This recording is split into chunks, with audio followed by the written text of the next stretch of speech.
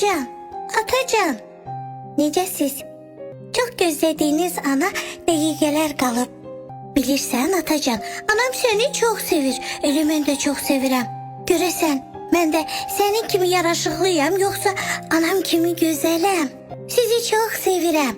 Yaxşı ki, mənim anam və atamsız.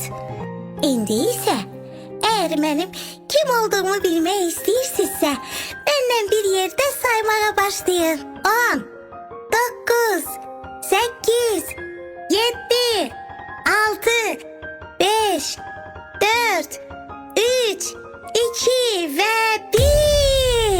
Bir ömür tutum senin o hevessiz ellerini, yaşlıydın gözlerinde boğulmadan en derini. Bir kızım bir de sen ol, istemiyorum başka biri. Sevgiye inanmayan varsa oğlum ben delili. Bana sensiz olur bir nefes alma.